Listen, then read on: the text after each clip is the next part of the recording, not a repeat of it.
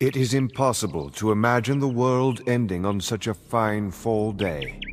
Yet the storm of Moslem horses continues to rage throughout Europe, leaving conquered cities and shattered armies stunned in its wake. The lightning-quick strikes of the Moslem horses break the city of Bordeaux, and then Poitiers, leaving precious little of the Frankish kingdom to defend. Yet Charles Martel gathers the disheartened Frankish army for one last stand at the city of Tours. Moslem horses, bred for speed and beauty, began to splash across the Vienne River. Martel's knights and swordsmen, trudging under the weight of iron mail, struggle to interpose themselves between the Moslems and the city of Tours. Carrion birds circle in the air, anticipating the savagery to come. The rest of Europe watches anxiously, for this is the climax of the Moslem invasion and the last stand of Christian Europe. The soul of the Frankish army was its knights, but Charles Martel knew that his cavalry, undisciplined, buried under weight of weapons and armor, could not match the swiftness of the Moslem riders. Therefore, he ordered the knights to dismount and join ranks with the Frankish swordsmen to form a tight shield wall. The Moslems had always conquered with swift offensiveness and were not equipped to counter the Franks' defensive strategy. The arrows of the Moslem archers bounced harmlessly off the heavy Frankish armor, and the light Moslem cavalry could not breach the human chain. Battered and bleeding, the Moslems broke ranks and fled back to the Pyrenees and the protection of Spain. From Charles Martel's Frankish kingdom eventually grew the Holy Roman Empire, making him the founding father of both Germany and France. In the gloom, the longhouse feels empty, but it is filled with the odors of rust and tar and animal fur and the snoring of dogs.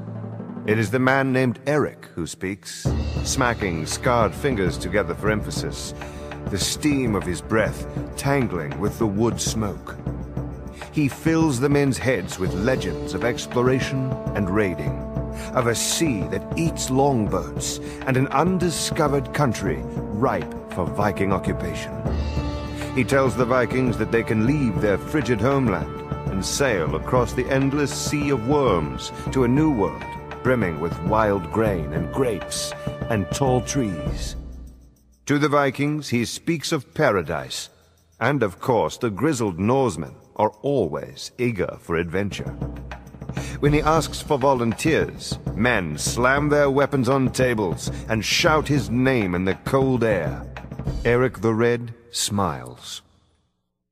Much of the Viking history is recorded in oral accounts called sagas, passed down through generations. The most famous sagas are reserved for the adventures of Eric the Red and his men who crossed the mighty sea in tiny ships to forge a new Viking sovereignty. Vinland, as the New World was called, was not kind to the Vikings. Though they lacked the iron weapons of the Norsemen, the native Skraelings were fierce warriors and fought relentlessly to defend their homeland against the Norse invaders. The vastness of the North Atlantic cut off the Vikings in Newfoundland from their homeland, and they suffered many long years in trying to establish their new colony. Mercenaries and Norman knights look dubiously at the ships that wobble in the black, fog-choked sea. What man is this Duke William to put so many horses on leaky transports? William ignores their questioning glances and stares across the channel in the direction of England. Edward the Confessor is dead, and now 3 men claim rulership of England. Harold the Saxon sits on the English throne, and even now hastens to fortify his shores against 2 invasions. Harald Hardrada, king of Denmark and Norway, sends Vikings from the north, as William invades from the south. The outcome of this 3-way conflict is as murky as the fog that shrouds the English Channel. Harold the Saxon's huscarls are professional soldiers, not mercenaries. William's only chance of defeating them is to use heavy cavalry, But to do so, he must first get all of these horses onto these unreliable boats. The future of England is about to be decided.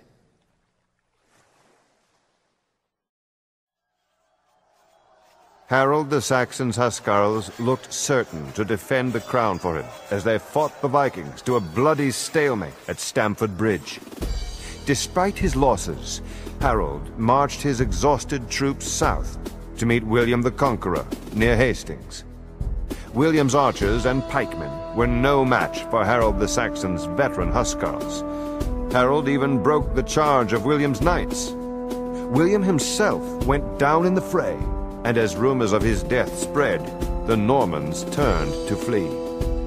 But William was not dead, and he rallied his troops by throwing aside his helmet so they could see his clean-shaven face and know he was alive. William and his armored knights rode down the Huscarls, breaking the Saxon force, and continued their ride all the way to London. William was crowned king on Christmas Day. Because his reign eventually ushered England into a position of unprecedented world leadership, the year 1066 became established as the most famous date in English history. Minarets of dust twist upwards as horse hooves strike the fractured earth. Thousands of Seljuk Turks stream across the barrens of Anatolia to converge on the walled city of Manzikert, which was recently recaptured by the Byzantium army.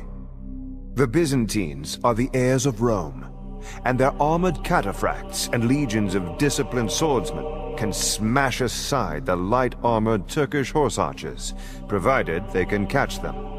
But an unlikely turn of events has greatly improved the Turks' chances for victory. The Byzantine army is racked by treachery and deceit from within. One day, a band of mercenaries deserts the Byzantines. On another, the army's second-in-command leads a treacherous conspiracy against the commanding general. If the Turks can somehow turn the splintering factions against the Byzantine army, they may overcome a better equipped and better trained enemy.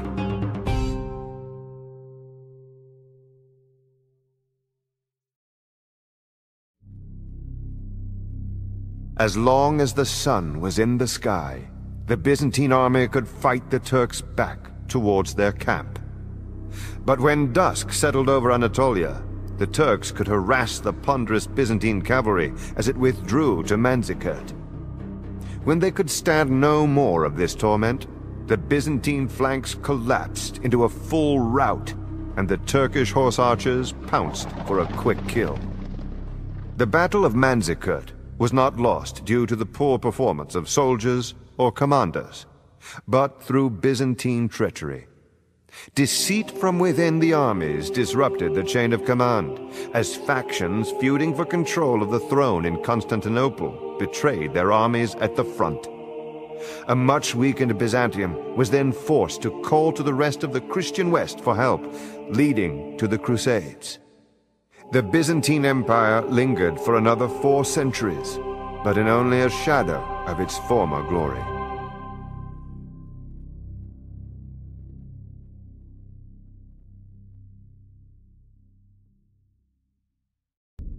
The rains come again, until there is nothing left of road or wood or field.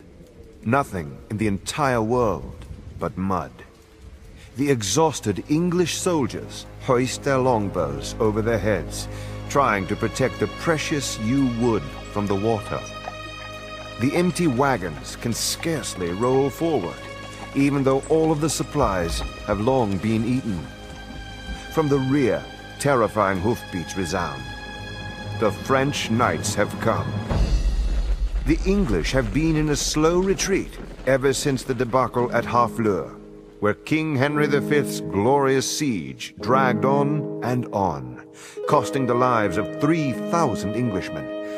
Now, Henry has all but abandoned his dream of establishing his hereditary claim to the French crown. Like his men, he only wants to reach Calais and the ships that will return them home to England. But on the road back to Calais, the French army overtakes Henry. Knowing that the English are fatigued, starving, and outnumbered 3-1, the French have no interest in negotiation. The English make their stand on a wooded hilltop.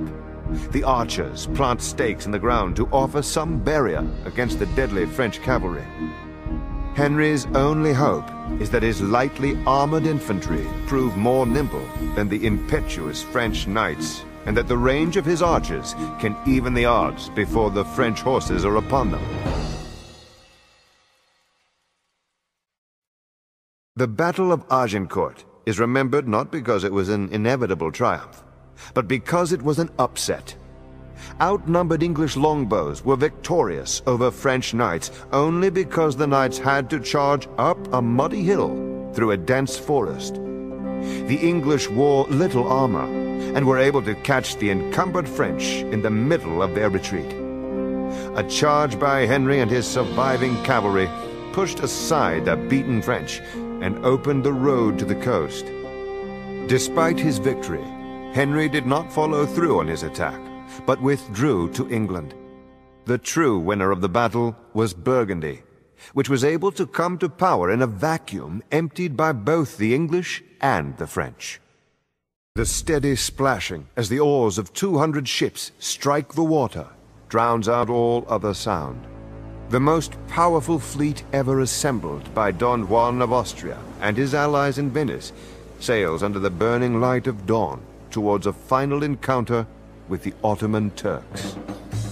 The Turkish army has greatly expanded its empire, adding North Africa and Mesopotamia to the Turkish holdings in Anatolia, but has finally been turned back by a staunch defense of Hungary.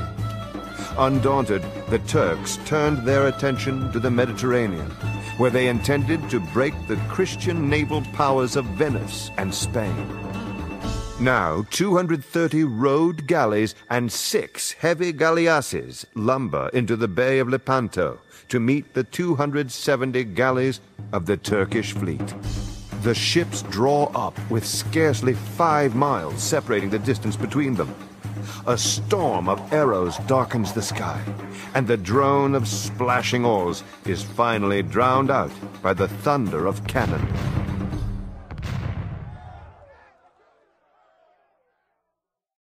The heavy Venetian galleasses broke through the Turkish lines and trampled over the smaller ships of the Turks. But there were too few of the galleasses to win the battle on their own.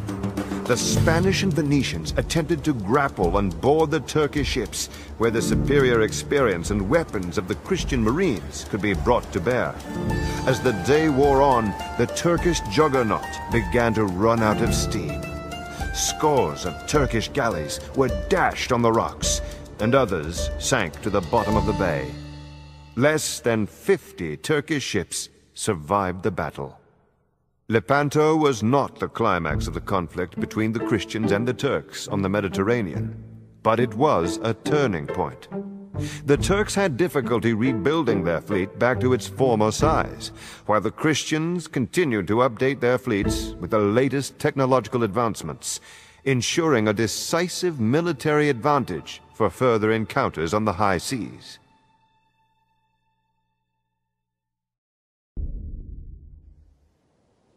The ships slide through a mirror-flat ocean, stained red with spring seaweed.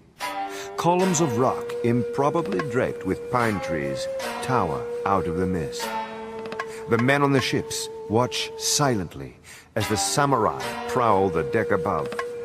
They will make land near Kyoto, and their lord, Hideyoshi, will lead the siege of the city of 10,000 shrines. Within Kyoto, revolutionaries hold prisoner Lord Nobunaga, the man who would unify Japan. The islands of Japan remain a patchwork of bickering samurai warlords who still settle conflicts with ritualized duels. Nobunaga seeks to forge a single Japan, dragging the provincial samurai into the modern era. Like his master Nobunaga, Hideyoshi wins his battles by volleys of muskets, fully exploiting the firearms recently introduced by Portuguese sailors. Hideyoshi intends no bargaining. He will demand once for Nobunaga's release, and then storm the city.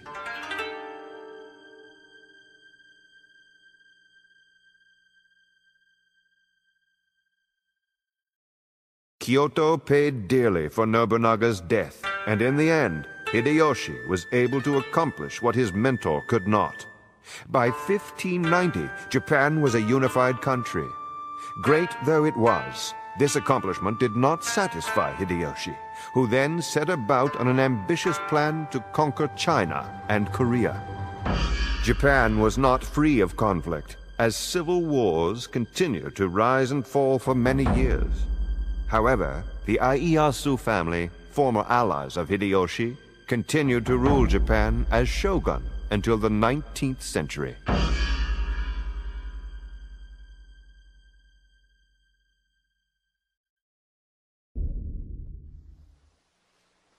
The haze of spent gunpowder hangs over the gravel-strewn beach, confusing the seabirds that nest on the rocky outcroppings of Shinhai Bay. As soon as the winds of the eastern sea disrupt the cloud, the Japanese Navy will return, cannons blazing at the sea walls and what remains of the Korean fleet. Although the army has so far managed to repel any of the samurai that have waded ashore, it is only a matter of time before the Japanese are victorious. The last hope for the Korean Navy is an innovative commander named Yi Sun-shin. Admiral Yi is constructing a secret weapon, a ship with iron armor that can withstand the Japanese cannon and a spiked hull to repel boarders. He calls these ships Kobuksan, or turtle ships. If Admiral Yi can ready his fleet of turtle ships in time, then the Koreans stand a chance of defeating the Japanese. On the other hand, if he's too late,